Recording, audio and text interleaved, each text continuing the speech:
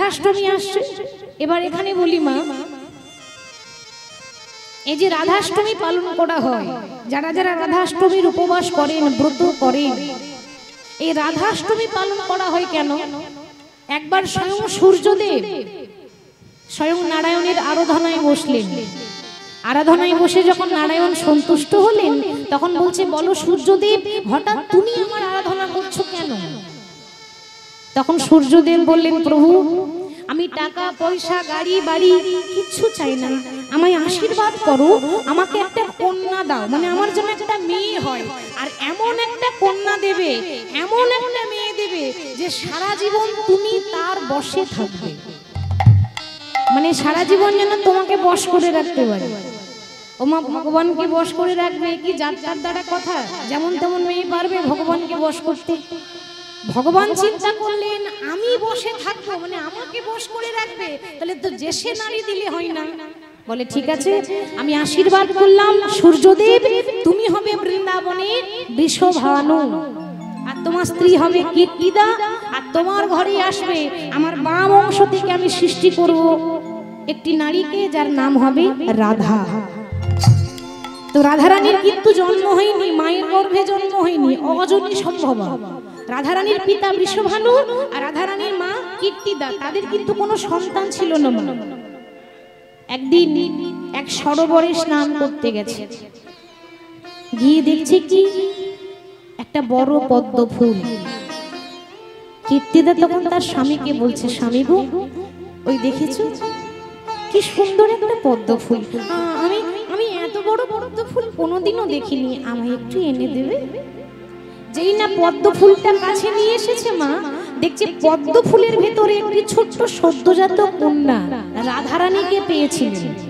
আর এই পদ্ম ফুলের ভেতরে রাধারানীকে পেয়েছিলেন বলেই রাধারানীর আরেক নাম হলো রাই কমলিনী। কমল মানে পদ্ম, ফুলের উপর পেয়েছিল, তাই রাই কমলিনী। সেই জন্য রাধাষ্টমী ব্রত আগে করতে হয়। কেন? রাই কৃপা ছাড়া কৃষ্ণ কৃপা নয়, লোক মুখে কথা নয়, শ্রীমদ্ ভাগবত গীতায় কয়। তাহলে এখন প্রশ্ন যদি ওঠে যে রাধা বড় না কৃষ্ণ বড়, কি গো, কে বড়? আমরা রাধা কৃষ্ণ বলি না কৃষ্ণ রাধা বলি মা? রাধা কৃষ্ণ।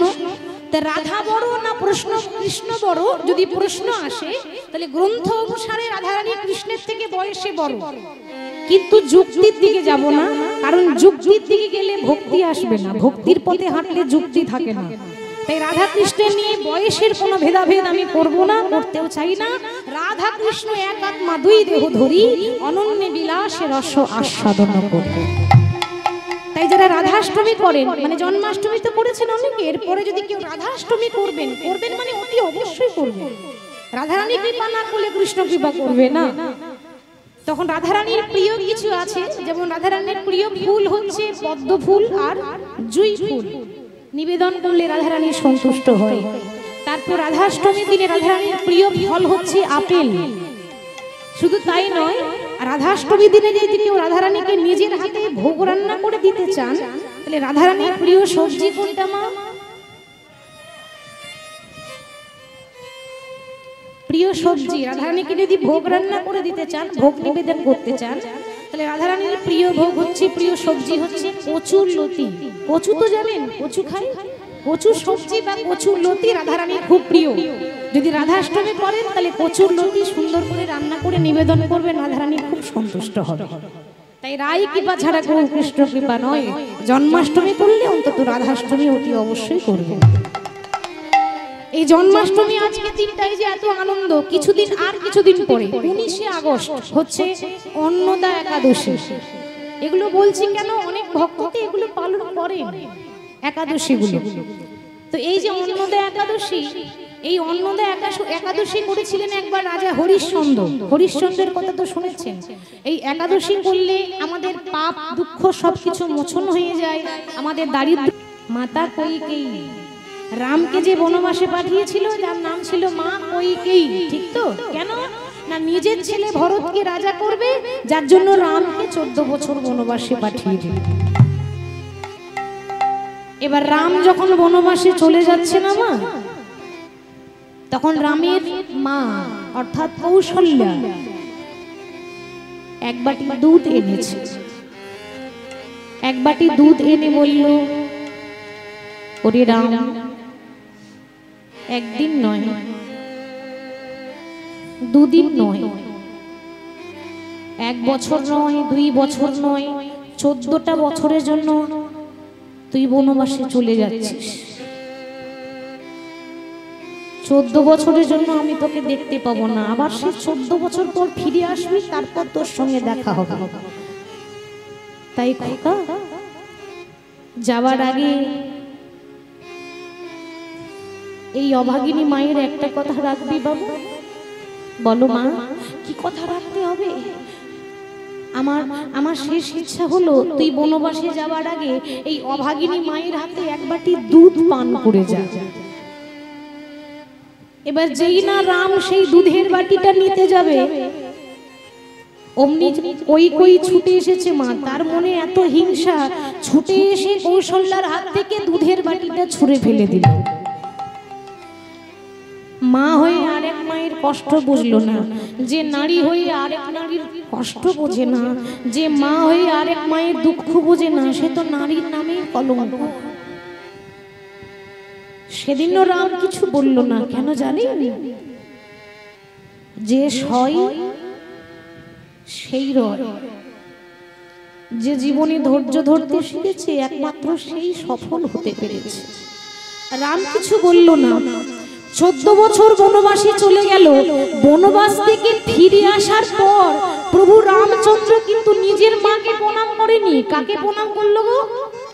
নিজের সৎ মা, মানে কৈকেয়ীকে প্রণাম করছে।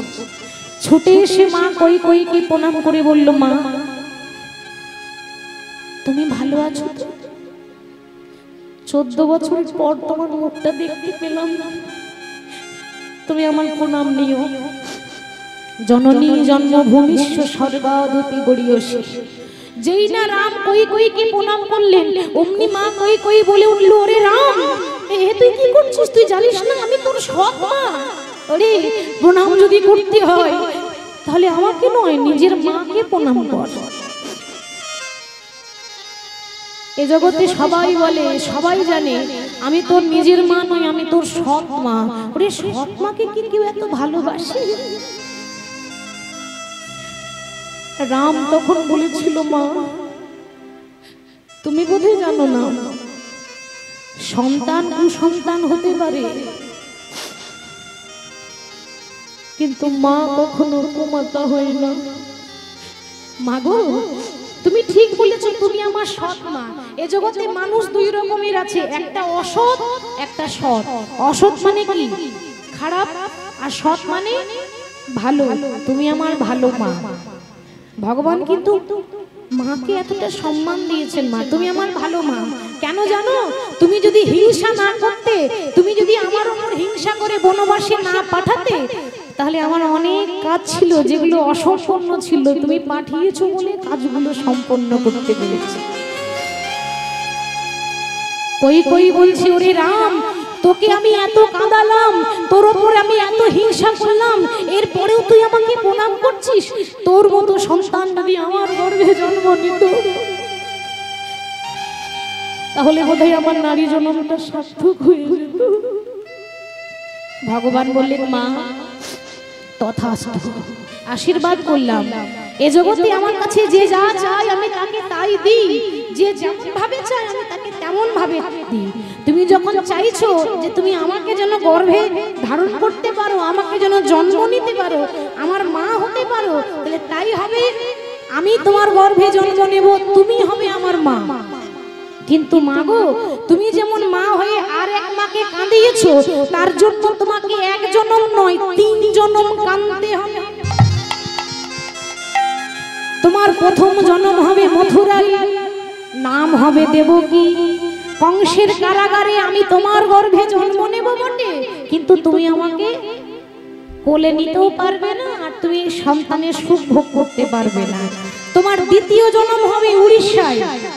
উড়িষ্যার রাজা ইন্দ্রদুম্ন, তার স্ত্রীর নাম ছিল গুন্ডিচা দেবী। পরপর 18টি ছেলে মারা গিয়েছিল, নিজের হাতে বলি দিয়েছিল, তারপর সে জগন্নাথকে পেয়েছিল। সেদিনও সন্তানের জন্য কাঁদবে। তোমার তৃতীয় জন্ম হবে নবদ্বীপে, নাম হবে সচি মাতা। পরপর তোমার 8টা মেয়ে মরবে, তাতেও তোমার কিন্তু দুঃখ শেষ হবে না। তারপর তোমার বড় ছেলে বিশ্বম্ভর, সেও সন্ন্যাসী হয়ে চলে যাবে। তোমার 10ম গর্ভে আসবো আমি চৈতন্য মহাপ্রভু। সেদিন আমাকে নিয়েও তুমি শান্তি পাবে না। 24 বছর বয়সে নবদ্বীপ ছেড়ে সন্ন্যাসী হয়ে জগৎবাসীকে মঙ্গল করার জন্য যখন চলে যাব, সেদিনও তুমি নিমাই নিমাই বলে কাঁদবে। তাহলে তুমি যেমন মা হয়ে আর এক মাকে কাঁদিয়েছো, তার জন্য তোমাকে 3 জন্ম কাঁদতে হবে। তাহলে পাপ কখনো বাপকে ছাড়ে না। মা হয়ে আর এক মাকে কাঁদিয়েছে, সচি মাকে কাঁদতে হবে না? সেই জন্য সারা জীবন নিমাই নিমাই বলে কেঁদে গেল। ওই জন্য বলছে বাবা, ওগো কাঁদালে কাঁদিতে হয়, এ কথা পুরাণে কয়, এ কথা তো কভু মিথ্যা নয়। কাঁদালে কাঁদিতে হয়, এ কথা পুরাণে কয়, এ কথা তো কভু মিথ্যা নয়। মাগো কাঁদালে কাঁদিতে হয়, এ কথা পুরাণে কয়, এ কথা তো কভু মিথ্যা নয়। যেমনই করিবে কর্ম তেমনই ফল ভোগ হয়, এ কথা তো কভু মিথ্যা নয়। ওমা যেমনই করিবে কর্ম তেমনই ফল ভোগ হয়, এ কথা তো কভু মিথ্যা নয়। মাগো কাঁদালে কাঁদিতে হয়, এ কথা পুরাণে কয়, এ কথা তো কভু মিথ্যা নয়। কাঁদালে কাঁদিতে হয়। তাহলে মা হয়ে আর এক মাকে কাঁদিয়েছিল বলে সচি মা সন্তানের সুখ পেল না, নিমাই নিমাই বলে কেঁদে গেল। তাহলে জন্ম হোক যেথা সেথা, কর্ম ভালো চাই। তাই মহাপ্রভু হরিনাম বিতরণ করলেন, পৃথিবীতে যত আছে নগরাদি গ্রাম, সর্বত্র প্রচার করো মোরে হরে কৃষ্ণ মহামন্ত্র নাম। সেই গৌর হরির রূপ এক নাগরী দর্শন করেছেন, আর এক নাগরীর কাছে বর্ণনা করছেন যে সখী, আমি যে রূপ দেখে এলাম সে রূপের কথা বর্ণনা করা যায় না। বলতে বলতে সখীর কাছে সে মনের কথা খুলে বলছে, কহ সখী কিবা করি আমার জীবন উপায়, আমার জীবন উপায়। আজ বাসুদেব ঘোষে কহে বুঝি প্রাণ যায়, বাসুদেব ঘোষে কহে বুঝি প্রাণ যায়। হরি বল। চলুন আমরা বৃন্দাবনে যাব। অনেকটা কথা বলতে বলতে অনেকটা সময় চলে গেছে। বৃন্দাবনে যাব, আস্বাদন করব রাধারানীর সতীত্ব প্রমাণ। তা বৃন্দাবনে আমি তো একা যাব না, আমার সঙ্গে থেকে যাবেন, একটু হাত তুলে দেখাতে হবে। সবাই যাবেন? সবাই যাবেন তো? এইটুকু হাত তুললে হবে না, অর্ধেকটা তুললে অর্ধেকটা কৃপা হবে। হ্যাঁ, পুরো কৃপা নিতে গেলে পুরো হাত তুলতে হবে। তাই সবাই হাত তুলে দেখি কে কে যাবে, হাত তুলুন। বাহ, লক্ষ্মী মায়েরা, খুব সুন্দর, তুলনা নেই। আচ্ছা, বৃন্দাবন যেতে গেলে কার নাম গাইতে হয়? রাধা না কৃষ্ণ? রাধা। বাহ, ঠিক আছে। ওই যে বললাম রাধারানী কৃপা না করলে কৃষ্ণ কৃপা করবে না। তা চলুন, রাধারানীর কৃপা পেতে গেলে রাধারানীর নাম করতে হবে। তাহলে একটু জয়ধ্বনি করে দিই, বলিয়ে রাধারানী কি জয়। আর একটু জোরে হবে না? হ্যাঁ হ্যাঁ, হবে হবে, চেষ্টা করলে হবে। রাধা রানী কি, সকল ভক্ত বৃন্দ কি, হরিবাসর কমিটি কি, বৃন্দাবন ধাম কি, যারা যারা ঘুমাচ্ছে তাদের কি, তাদেরও জয়। তাদেরও জয়। এই সব বোনাস বলছে, যারা ঘুমাচ্ছে তাদেরও জয়, তাদের আরো বেশি করে জয়, তাই না? ঘুমালে হবে, বারবার আপনাদের চরণ পাবো না, কেমন? একদিনের জন্য পেয়েছি, তাই রাধা রাধা নাম গাইতে গাইতে বৃন্দাবনে চলে যাব।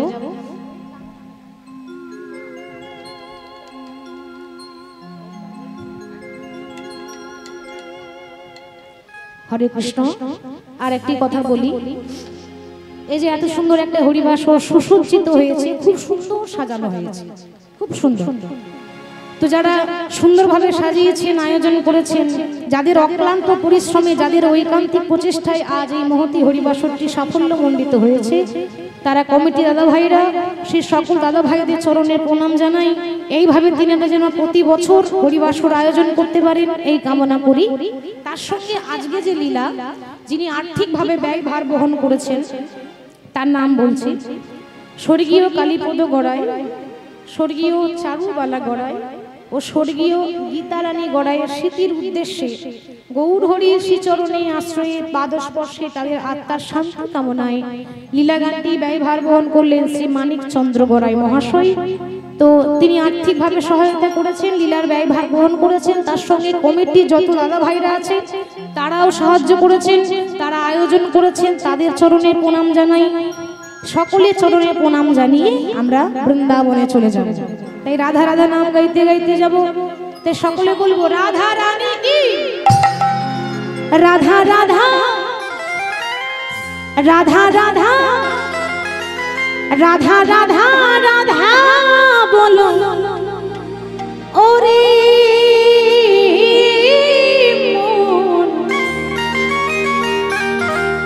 যদি যাবি যদি যাবি যদি যাবি মধুর বৃন্দাবন। ও রাধা রাধা রাধা রাধা রাধা রাধা রাধা বলো ওরে মন, যদি যাবি মধুর বৃন্দাবন। ও রাধা রাধা রাধা রাধা বলে ওরে মন, যদি যাবি মধুর বৃন্দাবন।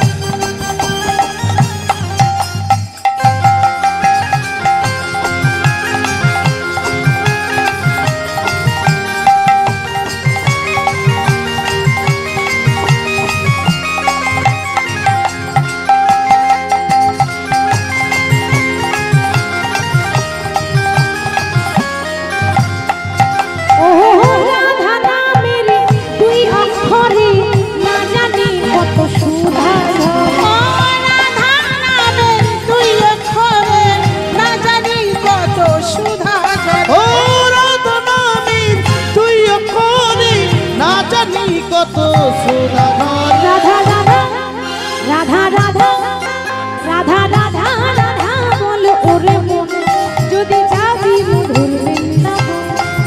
রাধা রাধা রাধা রাধা বলো ওরে মন, যদি যাবি মধুর বৃন্দাবন। ও রাধা রাধা রাধা রাধা বলে ওরে মন, যদি যাবি মধুর বৃন্দাবন।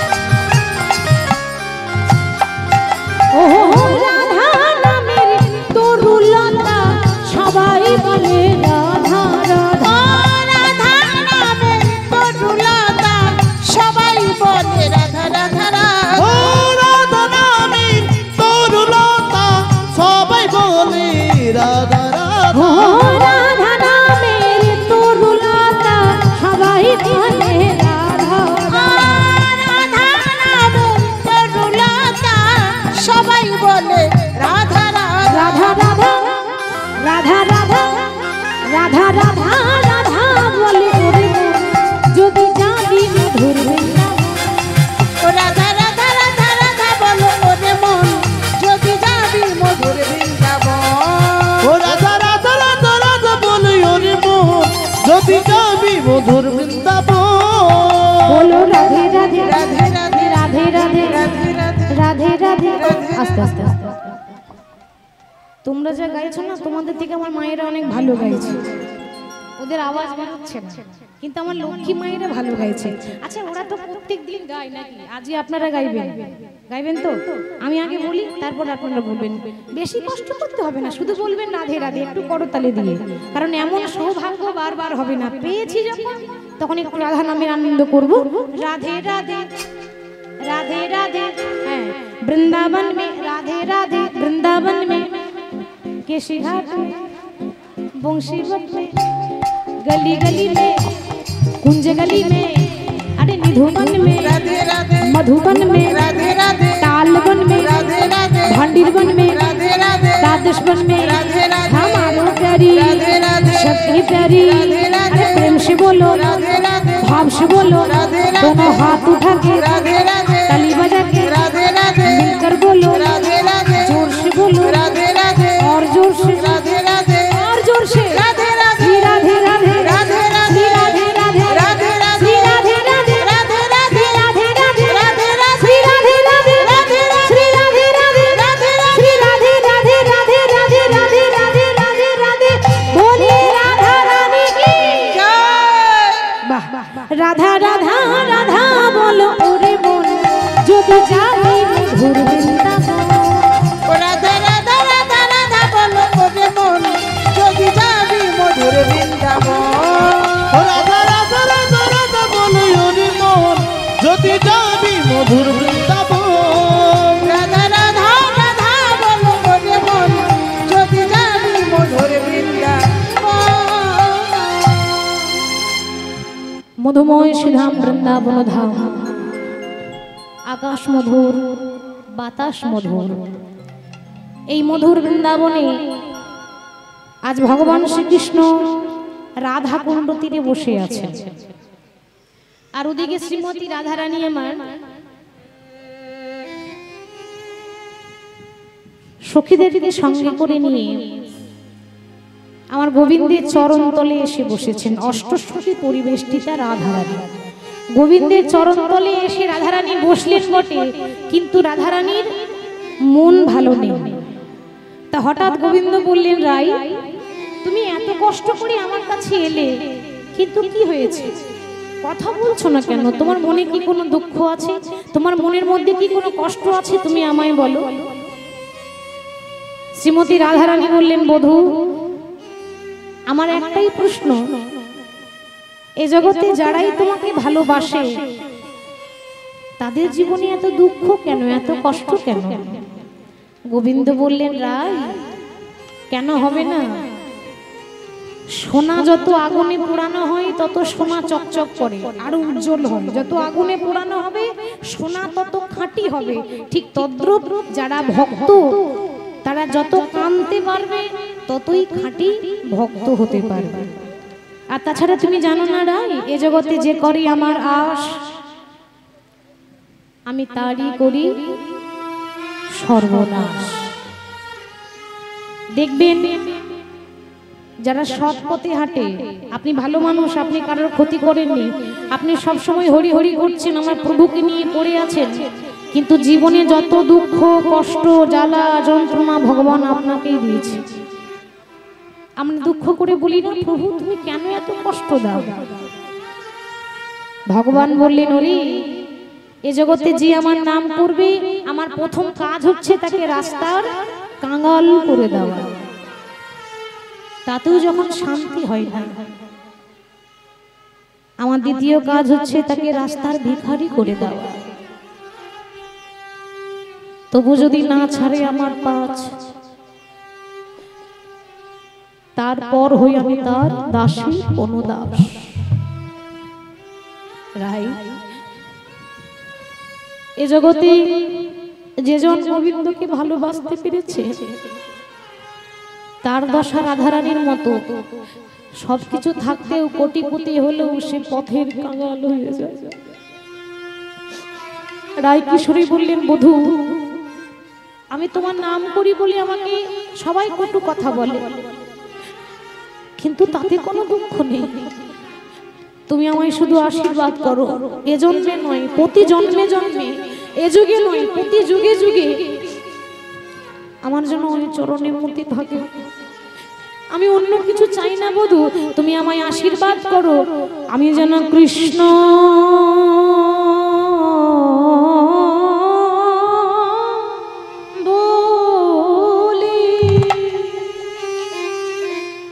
কৃষ্ণ বলে যেন কাঁদিতে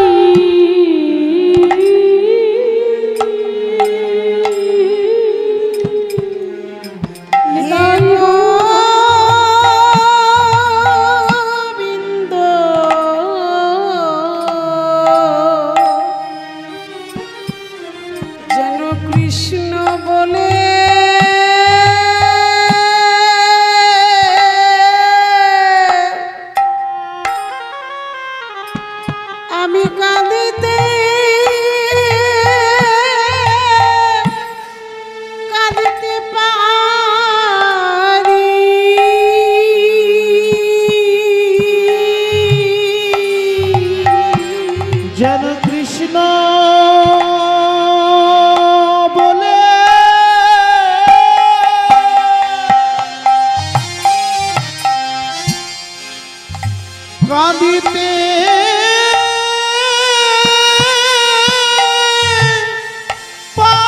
পারি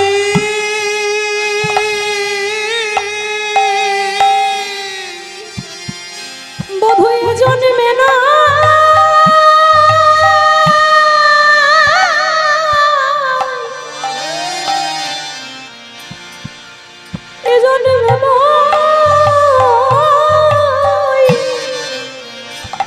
জনপতি জন্মে জন্মে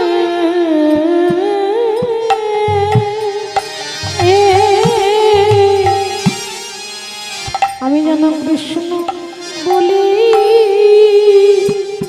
যেন কাঁদতে পারি বয়ে জন্মে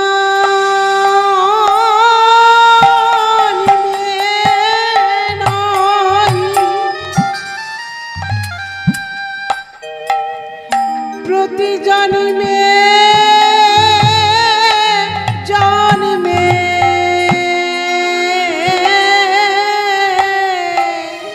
বধূ এই আশীর্বাদ করো আমারে। বয়ে জন্মে নয় জন্মে জন্মে বধূ এই আশীর্বাদ করো আমারে। আমি যেন কৃষ্ণ বলে কাঁদতে পারি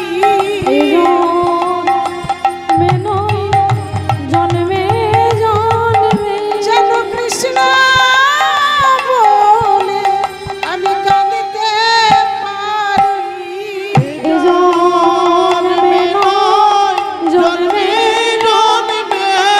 নয়ন জলে দুটি বুকে ভাসায়ে নিতাই জন্মে জন্মে নয়ন জলে বুকে ভাসায়ে জন্মে নয় জন্মে জন্মে যেন কৃষ্ণ বলে কাঁদতে পারি জন্মে নয় জন্মে জন্মে কৃষ্ণ বলে কাঁদতে পারি জন্মে নয় জন্মে জন্মে আমায় এই আশীর্বাদ করো তুমি জন্মে নয় জন্মে জন্মে কৃষ্ণ বলে কাঁদতে পারি জন্মে নয় জন্মে জন্মে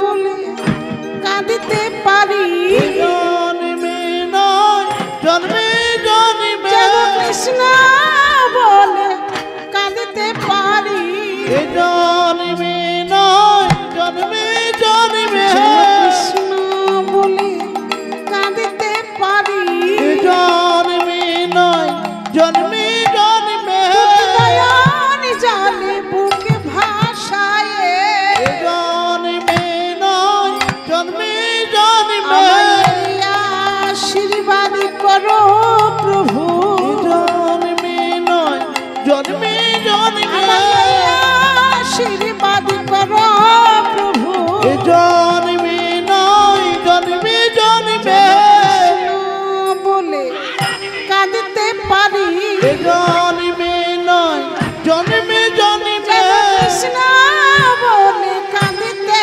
পারি জন্মে নয় জন্মে জন্মে কৃষ্ণ বলে কাঁদতে পারি জন্মে নয় জন্মে জন্মে কৃষ্ণ বলে কাঁদতে পারি জন্মে নয় জন্মে জন্মে কৃষ্ণ বলে কাঁদতে পারি জন্মে নয় জন্মে জন্মে কৃষ্ণ বলে কাঁদতে পারি জন্মে নয় জন্মে জন্মে বলে কাঁদতে পারি জন্মে নয় জন্মে জন্মে আশীর্বাদ করো প্রভু জন্মে নয় জন্মে জন্মে আশীর্বাদ করো প্রভু জন্মে নয় জন্মে জন্মে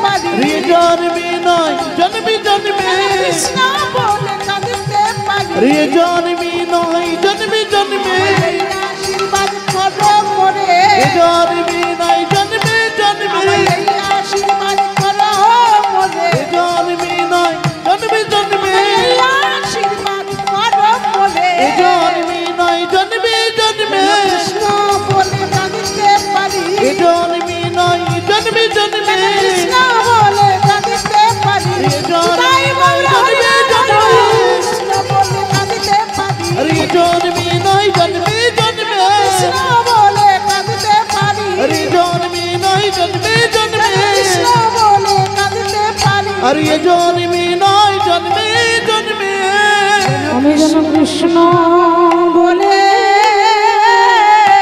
আমি কাঁদিতে পারি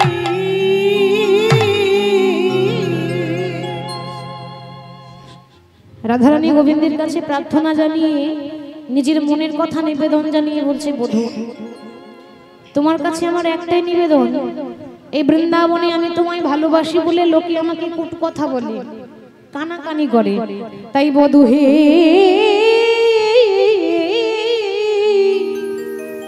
বধূ হে তোমার লাগিয়া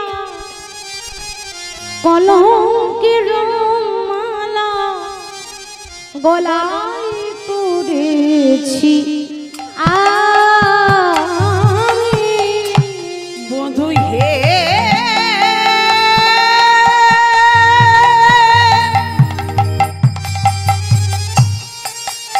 ওই আমারই পরাণে বন্ধু আমি তোমায় ভালোবাসি বলে আমায় পাড়ার লোকে বলে কৃষ্ণ কলঙ্কিনী ওহে আমার সোনারি বধূ বধূ আমি তোমার লাগিয়া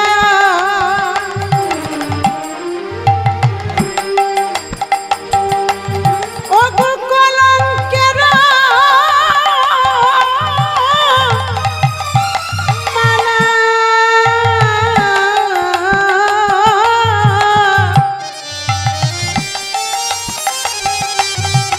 ও গো গলায় পড়েছি আমি বধূ যাহাই উছি তুমি করো হবি বলিও হে জগতের স্বামী তোমার যাহাই উচিত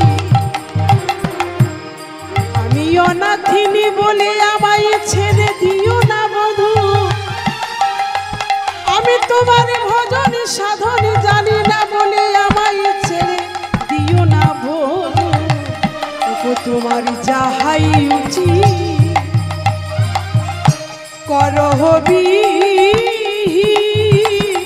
ওহে জগতের স্বামী বধূ সবাই বলে আমায় কলঙ্কিনী সবাই বলে কৃষ্ণ কলঙ্কিনী আরে সবাই বলে কলঙ্কিনী সবাই বলে কলঙ্কিনী আমি তোমায় ভালোবাসি বলে সবাই বলে কলঙ্কিনী আমি তোমায় ভালোবাসি বলে বলে কৃষ্ণ কলঙ্কিনী বলিও ওহে জগতের স্বামী ওহে জগতের স্বামী রাধারানী গোবিন্দের কাছে নিবেদন করছেন যে বধূ এই বৃন্দাবনে আমি তোমায় ভালোবাসি বলে লোকে আমাকে কলঙ্কিনী বলে। আচ্ছা মাগো, এই যে রাধারানীকে সবাই কুলোটা বলে কলঙ্কিনী বলে, রাধারানীর কিন্তু তাতে কোনো কষ্ট নেই, বরং আনন্দ হয়। কেন জানেন?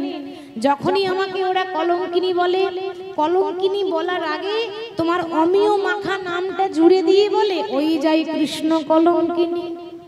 আরে যতবার বলে কৃষ্ণ কলঙ্কিনী, যতবার বলে কৃষ্ণ কলঙ্কিনী বধূ আমি ততবার তোমার নাম শুনতে আমি ততবারই তোমার নাম শুনতে পাই। যতবার বলে কৃষ্ণ কলঙ্কিনী, আমি ততবার তোমার নামটা শুনতে পাই। ওই যে বলছে কৃষ্ণ কলঙ্কিনী, আর তোমার অমিয় মাখা নাম শুনে আমার তাপিত প্রাণ শীতল হয় গো। আমার তাপিত প্রাণ শীতল হয় গো। তো প্রাণ শীতল হয় গো। আমার তাপিত প্রাণ শীতল হয় গো। তোমার অমিয় মাখা নাম শুনে আমার তাপিত প্রাণ শীতল হয় গো। তোমার অমিয় মাখা নাম শুনে তাপিত প্রাণ শীতল হয় গো। আমার তাপিত প্রাণ শীতল হয়। এই যে রাধারানীকে সামান্য নারী ভাববেন না, আমাদের মতো সামান্য মেয়ে নয়। রাধারানীকে লীলা করার জন্য ভগবান শ্রীকৃষ্ণ নিজের বাম দিক থেকে তৈরি করেছিলেন, বাম দিকের অংশ। ওই জন্য রাধারানীকে ভাগবত গীতায় বলা হয়েছে শ্রীকৃষ্ণের বাম অংশ সম্বোধা। সাধারণ মেয়ে নয়। এবার বলি রাধা কাকে বলে? রাধা কাকে বলে? রাধা, রাধা কাকে বলে তার কারণ বলি। আচ্ছা বাবা বলুন তো, বৃষ্টি ওপর থেকে নিচে পড়ে না নিচের থেকে উপরে ওঠে? বৃষ্টি ওপর থেকে নিচে পড়ে না নিচের থেকে উপরে ওঠে? ওপর থেকে নিচে পড়ে, নিচের থেকে তার উপরে যায় না। যদি নিচের থেকে উপরে চলে যাবে সেদিন বুঝতে পারবেন রাধা কাকে বলে। ঊর্ধ্ব হতে নিম্নগামী যার নাম ধারা, যেটা আমরা সংযম করতে পারি না, সংযম করতে পারি না, যেটা আমাদের ব্রহ্ম তালুতে থাকে। তাহলে ঊর্ধ্ব হতে নিম্নগামী যার নাম ধারা, নিম্ন হতে ঊর্ধ্বগামী তারই নাম রাধা। পুরুষ প্রকৃতি তাহে হইল আধা আধা, বিচারে কন্দমণি নাম রাখিলেন রাধা। যেজন সংযম করতে পারে তিনিই জানতে পারবেন রাধা কথার মহিমা কি, রাধা কাকে বলে। রাধা মানে ধৈর্য, যার মধ্যে কোনো কামনা বাসনা নেই, লোভ লালসা নেই। রাধারানী হচ্ছেন পরম ভক্ত, আর ভক্ত ভগবানের ভালোবাসার মধ্যে কামনা বাসনা থাকে না, তাই তো? ভগবান রাধা কৃষ্ণের মধ্যে যেটা ছিল সেটা শুদ্ধ প্রেম, নিষ্কাম প্রেম।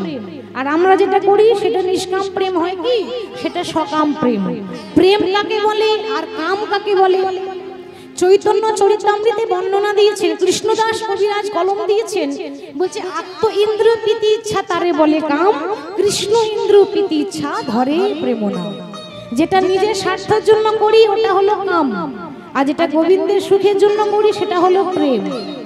ঠিক তো? আমাদের ভালোবাসা কতক্ষণ? আমাদের ভালোবাসা কতক্ষণ মা? না ভাতের পাতে লেবু যতক্ষণ। আশা করি আর বলতে হবে না। আমাদের ভালোবাসা কতক্ষণ? ভাতের পাতে লেবু যতক্ষণ। যতদিন ভালোবাসা থাকে তখন আমরা কি বলি? তুমি আমার নয়ন, কি গো মা বলি তো, তুমি আমার হৃদয়, তুমি আমার ধ্যান, তুমি আমার জ্ঞান, তুমি আমার জীবন, তুমি আমার মরণ, তুমি আমার হৃদয়, তুমি আমার লিভার, তুমি আমার হার্ট, তুমি আমার ফুসফুস, তুমি আমার কিডনি, কি গো বলি তো। আর ভালোবাসা যখন ফুরিয়ে যায় তখন বলি তুমি আমার করোনা ভাইরাস। এত লোকের মরণ হয়, তোমার হয় না, কি গো বলি তো। কেন? ভালোবাসা ফুরিয়ে গেলে আর ভালো লাগে না। ওটা ভালোবাসা নয়, ওটা মাত্র সকাম, নিষ্কাম নয়, মানে এটা কামনা বাসনা। প্রেম হচ্ছে ভক্ত ভগবানের মধ্যে। এই যে আপনারা এত সুন্দর করে ধৈর্য ধরে ভগবানের নাম শুনছেন, নাম যেমনই শুনুন তাতেই মঙ্গল। নাম যেভাবে শুনুন যেমনই হোক, শুনলেই কিন্তু মঙ্গল। তাহলে ভক্তের সঙ্গে যে ভগবানের সম্পর্ক, এর মধ্যে স্বার্থ আছে মা, দেহের মিলন আছে। আপনাদের সঙ্গে ভগবানের কিসের সম্পর্ক? আত্মার সঙ্গে পরমাত্মার সম্পর্ক।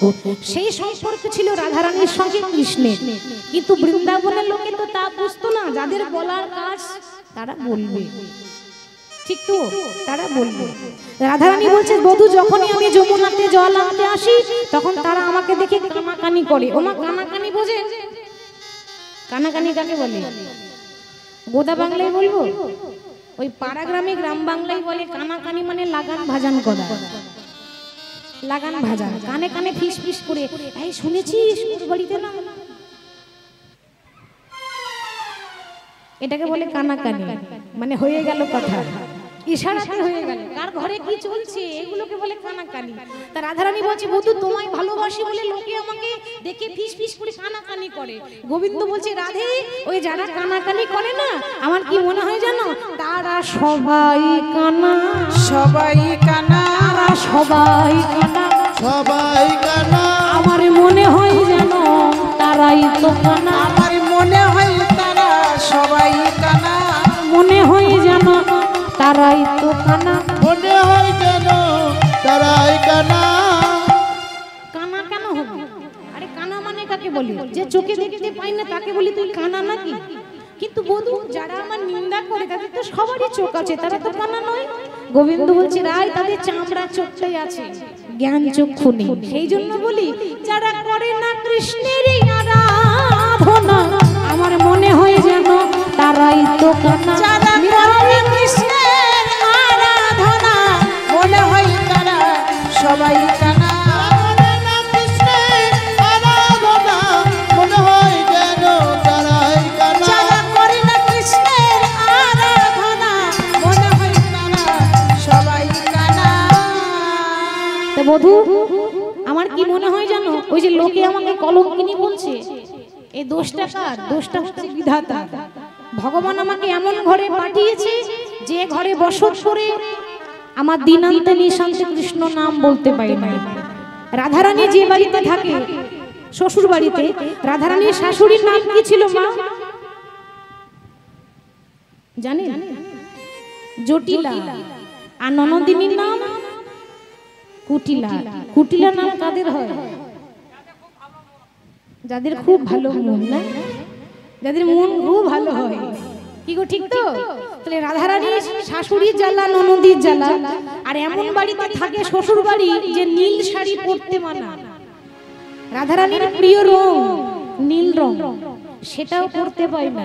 কালো মেঘের পানে চাইতে মানা। কেন? মেঘ কালো আর আমার কৃষ্ণ কালো। যমুনার জল আনতে পাই না, যমুনার জল কালো আর আমার বধূ কালো, কৃষ্ণ কালো। তাহলে এই ঘরে বসত করি, দোষটা কার? আমার ভাগ্যের দোষ। আমরা অনেক সময় বলি না লোককে বলে লাভ নেই, আমার কপালটাই খারাপ। সেরকম রাধারানী নিজে নিজেই নিজেকেই তিরস্কার করে বলছে বধূ আমার কি মনে হয় জানো ওই বিধাতা যার জন্য আমার এই দশা হলো, ওই বিধাতাকে যদি দেখতে পায় তাহলে তার দশা কি করবো জানো? ওগো বিধির ধান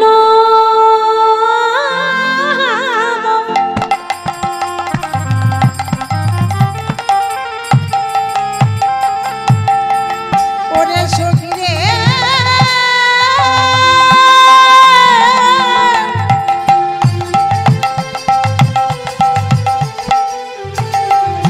ওরে ললিতা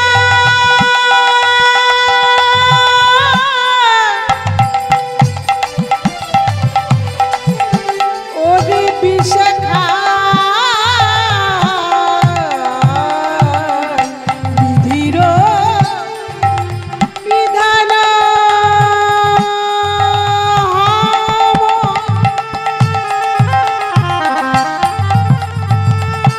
অনলে ভেজা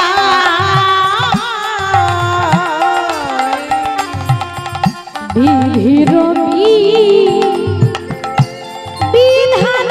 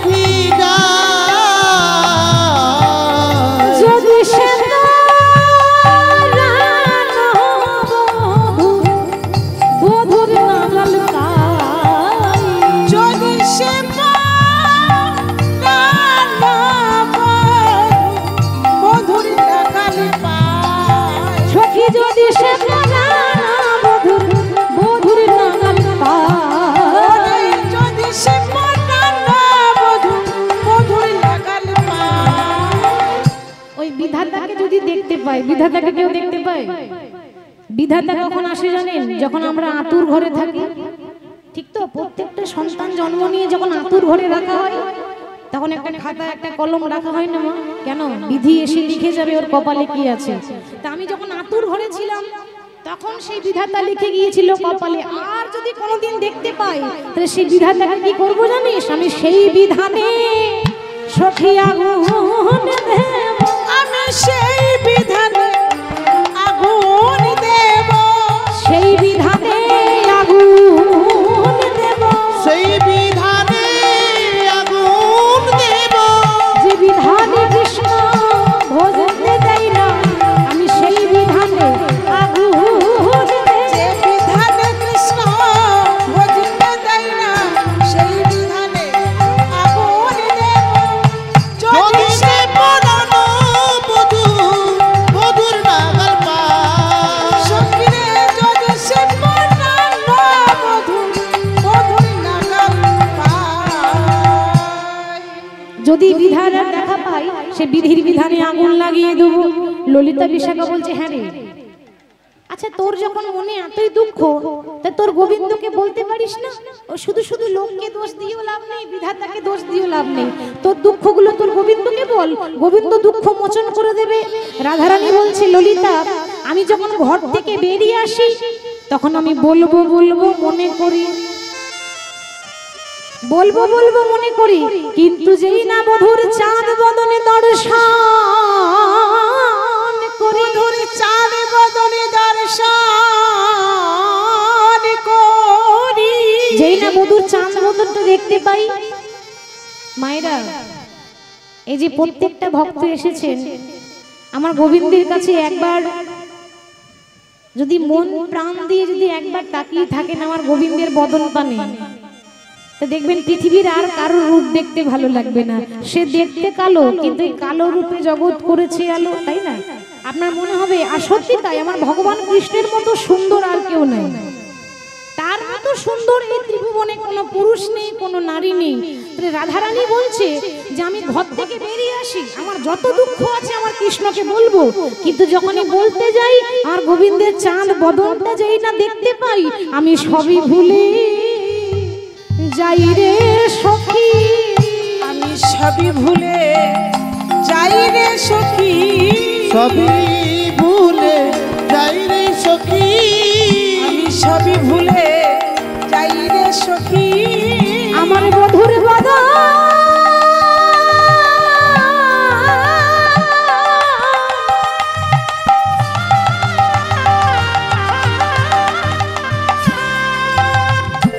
সখীরে বধুর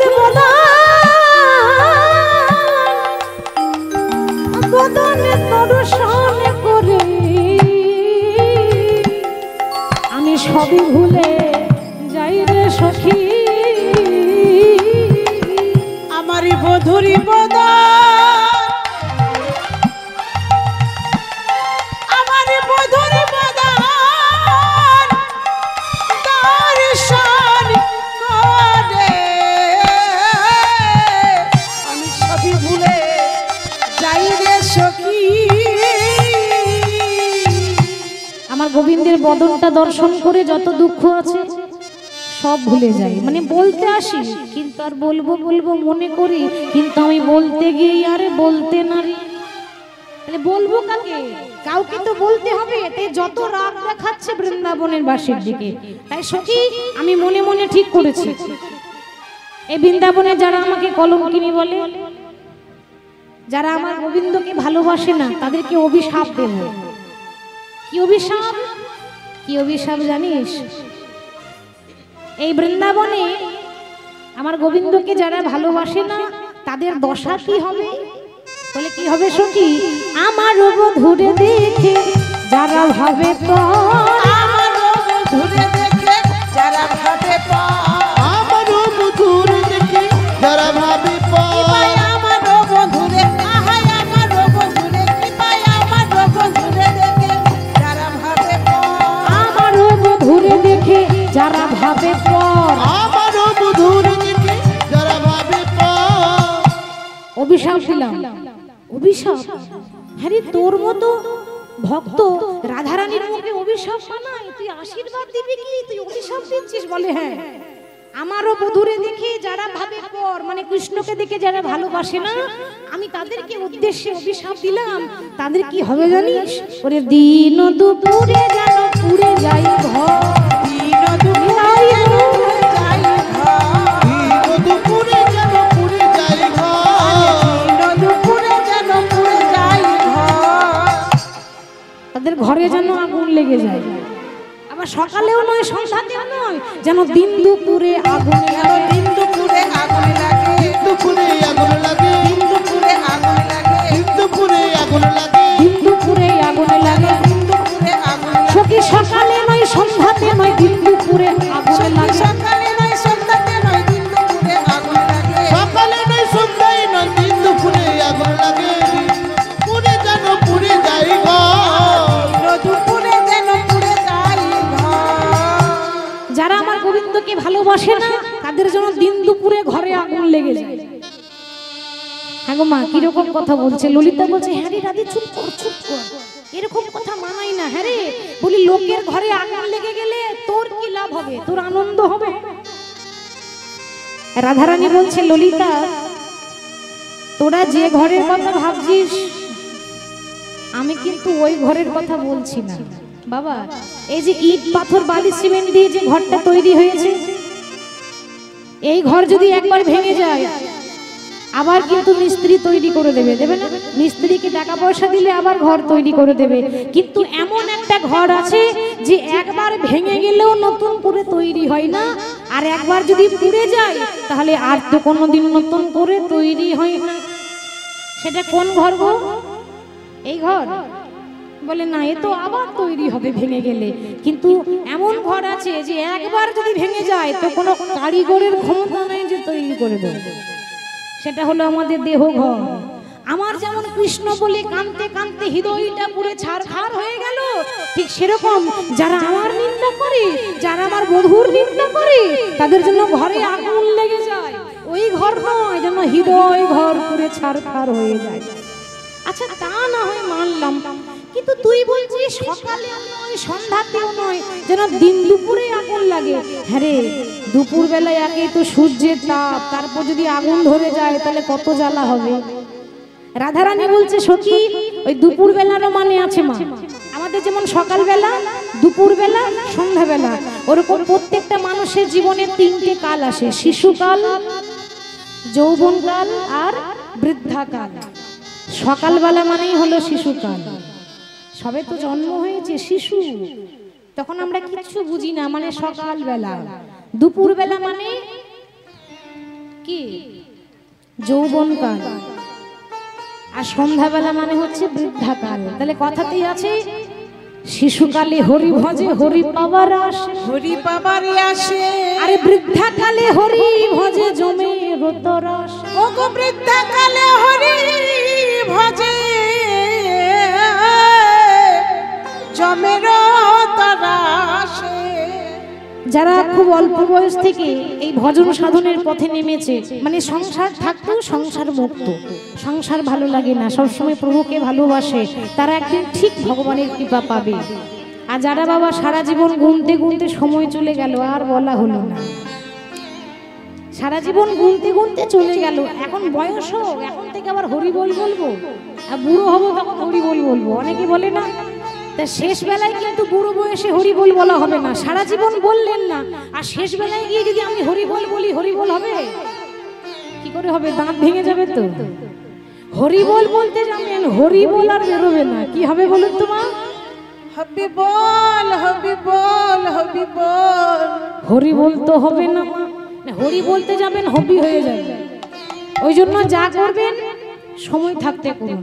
তাহলে রাধারানী বলছে যে আমার মতো তাদের জন্য হৃদয় ঘরটা পুড়ে ছাই হয়ে যায়, ছারখার হয়ে যায়। শুধু তাই নয় রে, আমি বৃন্দাবনে এই অভিশাপ দিলাম, আমার বধূরে দেখে যে বা দোষ দেয়, আমার বধূরে দেখে যে বা দোষ দেয়, আমার মধুরে দেখে যে বা দোষী দেয়, আমার বধূরে দেখে যে বা দোষ দেয়। যারা আমার কৃষ্ণের দোষ দেখে বেড়ায় তাদেরকে আমি অভিশাপ দিচ্ছি। কি অভিশাপ? ওই কাল সাপে যেন তাদের মাথা খায়, ওই কাল সাপে যেন তাদের মাথা খায়, ওই কালের সাপে যেন তাদের মাথা খায়, ওই কাল সাপে যেন তাদের মাথা খায়। আমি অভিশাপ দিলাম যারা আমার ভগবানকে ভালোবাসে না তাদেরকে যেন কাল সাপে দংশন করে, কাল সাপে দংশন করে, কাল সাপে দংশন করে, কাল সাপে দংশন যারা করে। আমার বধুর নিন্দা করে কাল সাপে দংশন করে, ওই আমার বধুর নিন্দা করে, কাল সাপে দংশন করে। যারা আমার বধুর নিন্দা করে কাল সাপে দংশন করে, দিন দুপুরে যেন পুড়ে তাদের ঘর, দিন দুপুরে যেন পুড়ে তাদের ঘর। যারা আমার গোবিন্দকে ভালোবাসে না তাদেরকে যেন কাল সাপে দংশন করে। ললিতা বিশাখা বলছে, হ্যাঁ রে রাধে, তো কাউকে যদি কাল সাপে দংশন করে তাহলে সে মারা যাবে, তাতে তোর লাভ কি হবে? রাধারানী বলছে, সখী রে, তোরা যে সাপের কথা বলছিস ওই সাপের কথা আমি বলছি না। ওমা, সাপ দেখেছেন? কত বিষধর সাপ দেখেছেন, তাই তো? কেউটে, বরখে, আরো বিষাক্ত সাপ আছে। রাধারানী বলছে, আমি যে সাপের কথা বলছি সে আবার এত বিষধর, একবার যদি দংশন করে তার সঙ্গে সঙ্গে মরণ হয় না, তার তিলে তিলে মরণ হয়, সে জ্যান্ততে মরা হয়ে থাকে। তাই নাকি? এরকম আবার সাপ হয় নাকি? হ্যাঁ, আমরা শুনেছিলাম যে একটা বিষাক্ত সাপ, বিষধর সাপ একবার যদি কামড়ে দেয় মানুষ সঙ্গে সঙ্গে মরে যাবে, আর তুই আবার বলছিস একটু একটু করে মরবে, তিলে তিলে মরবে, এরকম আবার সাপ হয় নাকি? বলে, আছে রে আছে। যে সাপে আমাকে দংশন করেছে, দেখ না আমি তিলে তিলে মরছি, সেই সাপে যেন তাদেরকে দংশন করে। আরে সাপটার নাম বলবি তো? ওমা, একটা সাপ আছে জানেন, একবার যদি কামড়ায় আপনার তিলে তিলে মরণ হবে।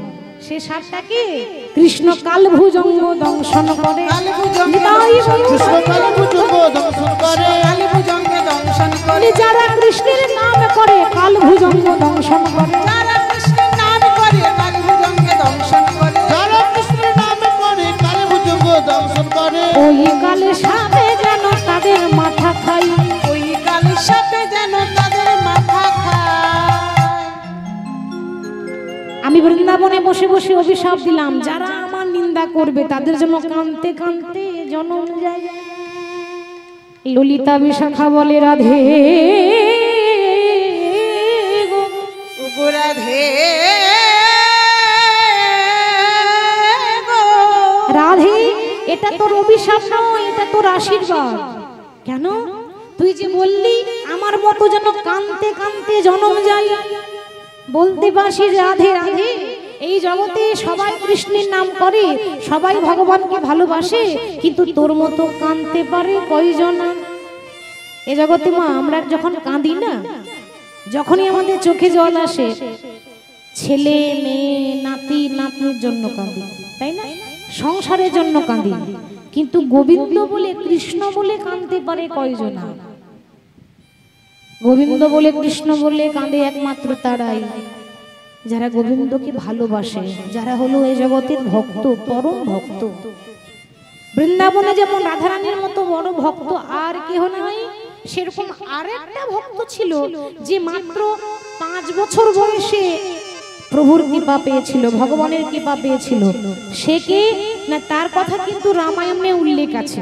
কথাটা যখন এলো তখন বলি, 5 বছর বয়সে ভগবান পেয়েছে। যখন রামায়ণে রাম রাবণের যুদ্ধ শুরু হয়, রাম রাবণের যুদ্ধ শুরু হলো কেন? তার কারণ রাবণ সীতা হরণ করে নিয়ে গেল। আচ্ছা, আপনাদের কি মনে হয় রাবণ যে সীতা হরণ করবে সেটা কি রাম জানতো না? মা জানতো না? ভগবান তো ভক্তের মনের কথা জানে গো। তাহলে ভগবান জানবে না যে রাবণ সীতা হরণ করবে? 100 বার জানে, আগে থেকেই জানে। যখন বনবাসী রাম সীতা বসে আছে ছোট্ট ঝুপড়ি ঘরে, তখন রাবণ পাঠিয়েছে একটা রাক্ষস যার নাম হচ্ছে মারিচ। সে কিন্তু সোনার হরিণ রূপে এসেছে। তো মা সীতা যখন বলছে, স্বামী আমাকে ওই সোনার হরিণটা ধরে এনে দাও, রাম ভালো করে জানে যে সোনার হরিণ হয় না। ও মা, হয় কি? সোনার হরিণ জীবনে কোনোদিন দেখেছেন? তাহলে সোনার হরিণ নয়, এটা রাবণের কুকর্ম, এটা রাবণ পাঠিয়েছে রাক্ষস। কিন্তু রাম জানে যে আমি যদি সোনার হরিণ ধরতে না যাই তাহলে রাবণ আসবে না, রাবণ যদি না আসে তাহলে বাবা সীতা হরণ হবে না, আর সীতা হরণ যদি না হয় তাহলে লঙ্কাপুরীতে মা লক্ষ্মী প্রতিষ্ঠা হবে না, আর লঙ্কাপুরীতে যদি মা লক্ষ্মী প্রতিষ্ঠা না হয় তাহলে তুলসী বৃক্ষ হবে না। আর তুলসী বৃক্ষ রাবণের ঘরে সব ছিল, তুলসী গাছ ছিল না। আর তুলসী বৃক্ষ যদি রোপণ না হয় তাহলে তুলসী পত্র ছাড়া মহাপ্রসাদ হবে না, আর মহাপ্রসাদ যদি না হয় তাহলে ভক্ত হবে না, আর ভক্ত যদি না হয় তাহলে রাবণের কুল উদ্ধার হবে না। নেতাই গৌর হরি। তাহলে রাম সবকিছু জানে, শুধু রাবণের কুল উদ্ধার করার জন্য রাম ইচ্ছা করে জেনে শুনে সোনার হরিণ ধরতে গেল। আর সেই সময় রাবণ এসে মাকে হরণ করে নিয়ে গেল। তো মা সীতাকে যখন হরণ করে নিয়ে গেল, মা সীতাকে উদ্ধার করার জন্য রাম রাবণের যুদ্ধ। এবার রাবণের পক্ষ থেকে বড় বড় বীর, বড় বড় যোদ্ধা রামের কাছে সবাই চলে যায় একে একে, কিন্তু কেউ ফিরে আসছে না। কেউ যখন আসছে না মা, তখন রাবণের দশা কি জানেন? ঘরের ভেতরে দরজা বন্ধ করে বসে বসে কাঁদছে, প্রভু সবাই তো চলে গেল, শুধুমাত্র এই অভাগা পড়ে আছে। জানো দয়াময়, এ জগতের লোকে বলে আমি রাবণ, আমি ভালো নয়, আমার নিন্দা করে, আমাকে খারাপ বলে, তা বলো, কিন্তু কেউ জানুক বা না জানুক তুমি তো জানো যে রাবণ তোমায় কত ভালোবাসে। এই রামায়ণে রাবণের নিন্দা সকলেই করে, বলে রাবণ ভালো নয়। কিন্তু সত্যি কথা বলবো, আমি বলবো রাবণের মতো বড় ভক্ত আর কেউ নেই। কেন? আমরা রাবণের বাইরেটাই দেখলাম, রাবণের ভেতরটা কেউ দেখলাম না, অন্তরের ভক্তিটা কেউ দেখতে পেল না। সে জানে যে এ জগতে যদি ভক্তকে বেঁধে রাখা যায়, ভগবান যেখানে থাকুক না কেন আপনা আপনি ছুটে আসবে। আমি তো কোনোদিন ভগবানকে পাবো না। যদি মা সীতাকে আটকে রাখতে পারি তাহলে সীতাকে উদ্ধার করতে রাম আসবে, আর রাম যখন আসবে তখন আমাকে বাইরে যেতে হবে না গো, আমি ঘরে বসে যুগল দর্শন করে নেব। নিতাই গৌর হরি। ঘরে বসে যুগল দেখবো, বাইরে যাওয়ার প্রয়োজন নেই। আমি চাই আমার রাম আসুক, সীতাকে উদ্ধার করে নিয়ে যাক, আর আমি যেন ঘরে বসে তাদের যুগল রূপে দেখতে পারি। আমার জীবনে নদীর প্রভু তুমি নাইয়া, আমার ভবের খেলা সাঙ্গ হলো রে,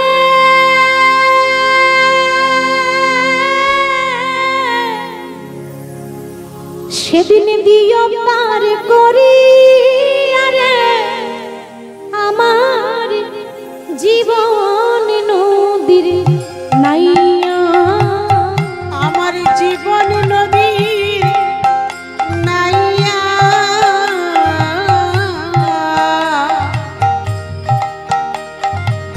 এই ভবের খেলা সাঙ্গ হলো রে, দিও পার করিয়া আমার জীবন নদীর নাইয়া, জীবনে নদীর তুমি নাইয়া, আমার ভবের খেলা সাঙ্গ হলো রে, তুমি দিও পার করিয়া আমার জীবন নদীর নাইয়া, আমার জীবন নদীর নাইয়া, এই ভবের খেলা সাঙ্গ হলো রে, দিও পার করিয়া আমার জীবন নদীর নাইয়া। তোমার নাইয়া মানে হচ্ছে নাবিক, নাবিক মানে নৌকার মাঝি। তাহলে বৃন্দাবনে ভগবান যেমন নৌকা চালিয়েছিল, গোপীদেরকে পার করেছে, তাহলে কথাটা কত সুন্দর বলছে, বলছে আমার জীবন হচ্ছে একটা নদী, আর এই নদীর নৌকার মাঝি হচ্ছ তুমি।